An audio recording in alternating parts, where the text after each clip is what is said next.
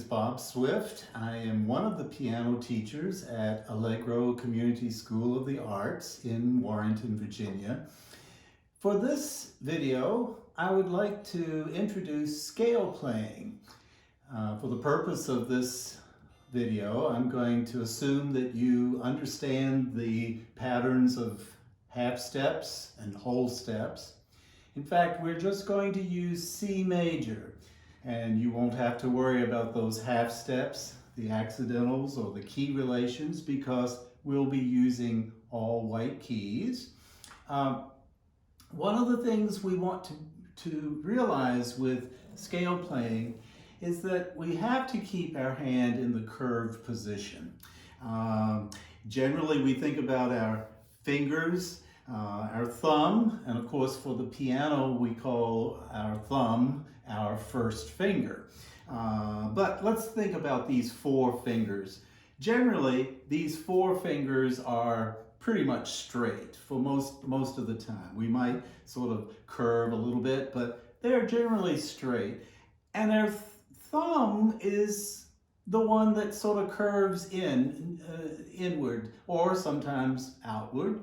But generally, it is sort of a curving effect of that thumb, which is a natural feel. Now, for scale playing, we need to change that. For linear playing on the piano, we have to keep this curvature or this claw-like feel to our hand. There will be three joints from the knuckle down. So 1, 2, 3, 1, 2, 3. Make sure the little finger must have 3 joints from the knuckle down. And the more you practice, the more strength you will gain in that fifth finger, and especially the final joint of the fifth finger. That will come with time. But the interesting thing is, when we play scales, those fingers that normally were straight have to be curved.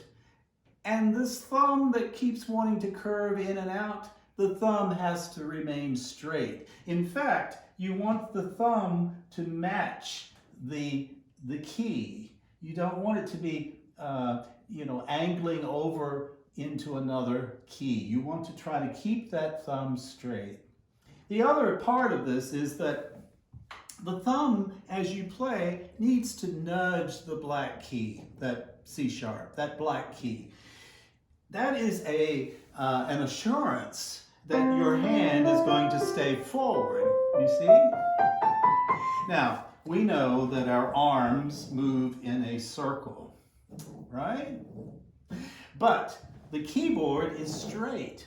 So most students do very well with the first octave, 8 notes, C to C. But notice what happens if I'm not careful, if I'm not checking the touching of the black key with my thumb. If I'm not doing that, this is what happens. Oh, I'm off the keyboard. So I insist that you allow your thumb to nudge the black key and play into the black keys. Your black keys are your friends. They are not to be avoided. Keep forward placement. Notice the black keys. We have groups of 2 black keys and 3 black keys. All right. Very important for you to get a grip on those. If we could not see, how would we find our notes on the piano? You would need to find, there, I open my eyes now. You would need to find that grouping of 2 black keys and 3 black keys. So now, let's think about this. I'm going to have you playing up and down the keyboard very quickly, but we want to be able to understand the patterns of 3 fingers and 4 fingers.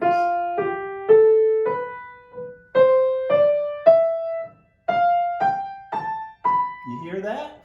Okay, so that the groupings of 3s and 4s, especially with the key of C, you can feel how those groupings of 3s and 4s match directly the 3s and 4s grouping as you clutch the 2 black keys and as you grip the 3 black keys. So the first thing I would have you do is to grip the 2 black keys and play the 3 white keys. So grip and play. All right, now go to the 3 black keys, grip those, and play the 4 white keys. And you would want to do this up the keyboard. Of course, this is up, this is down. Got to get our direction straight. This is your grouping of 2 black keys, and we play 3 white notes. 4.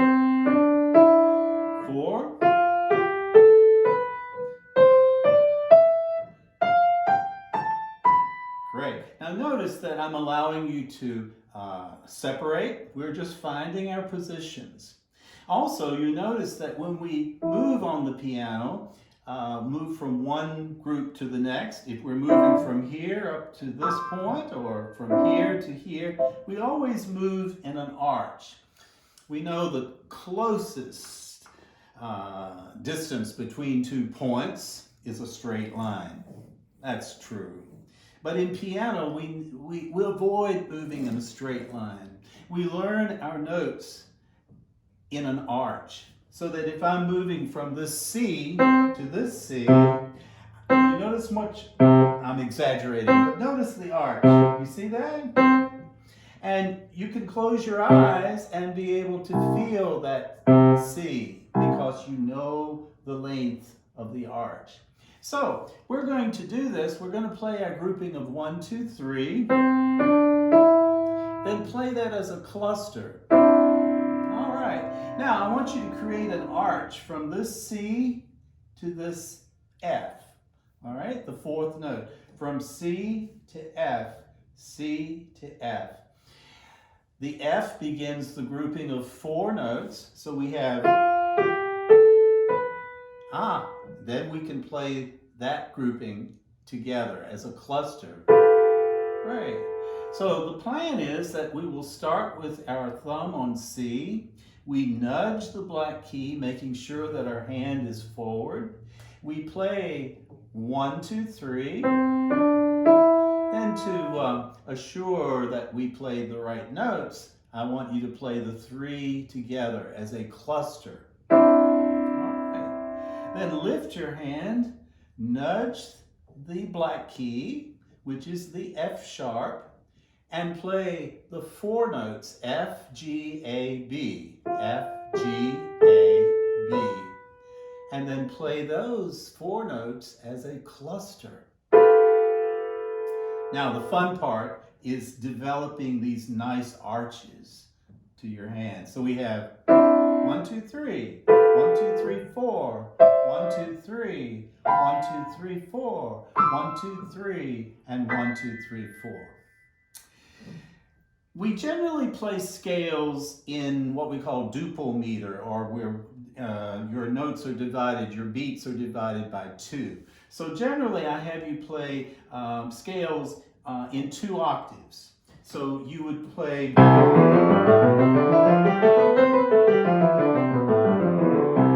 or we could play 4 octaves.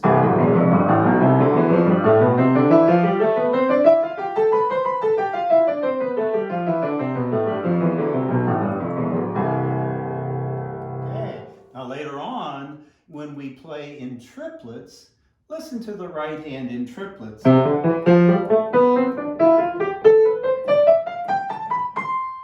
Then we move to 3 octaves. So all of that will come. Sometimes it's nice to think about or hear the end result of all of your work. But for today, it is enough for you to learn the right hand. But that needs to be connected. So what we want to do is to think about how it is that we connect these groupings of 3s and 4s. We call this instrument a percussion, a tuned percussion instrument. I'm going to let you see my left hand. When we play 1, 2, 3, we know that the next note will be played with the thumb and it will begin the grouping of four notes. But how do we play that note? Notice we slide the thumb and simply allow the note to be played. You do not need a percussion. You do not need a hammer effect. In fact, the wrist should be even with the tops of the black keys. You just allow it to be even, the thumb slides, and the action comes from the thumb, the movement of the thumb, not the wrist and not the arm, not the hand, only the thumb. Later on, we talk more about how it is that the fingers move up and down while the hand is being pulled.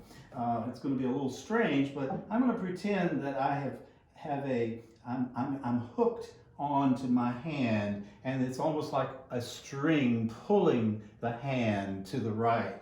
Notice that once that happens, the hand is being pulled to the right, and the fingers are simply moving up and down. Watch how that works, okay? The fingers are moving up and down effortlessly, and the hand was pulled in the direction of the musical line. Once you learn to slide the fingers, slide the thumb to the next note, then you're able to create what we call legato, smooth playing. Playing legato is another very important part of scale playing.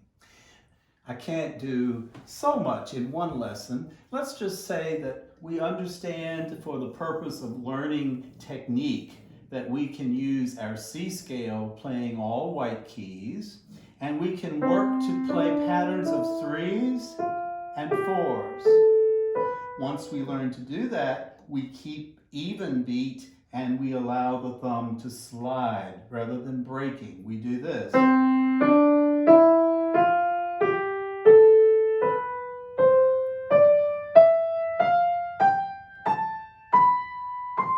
Very nice. Some people ask, well, why do I have to learn 2 octaves or 3 or 4? It is that scale playing is a learning of patterns, not just letter names, not just notes, not to be able to say I played a solfeggio scale, do, re, mi, fa, sol, la, ti, do. It's important that you understand patterns. And that's what makes it fun. Next lesson, we're going to take what we learned with our right hand, and the right hand will teach the left. In fact, you will be the teacher. You will teach your left hand by following your right hand. Watch what happens. This is called contrary motion because we're moving in opposite motion. I'll play up here.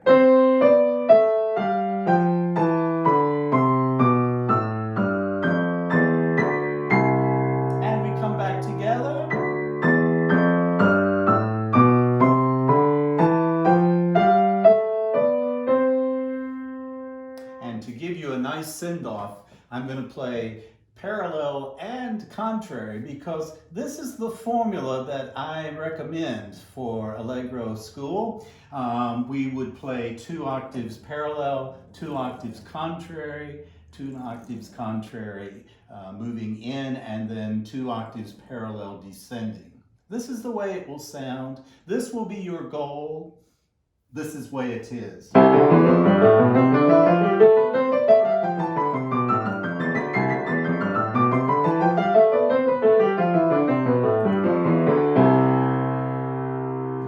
Until next time, good playing.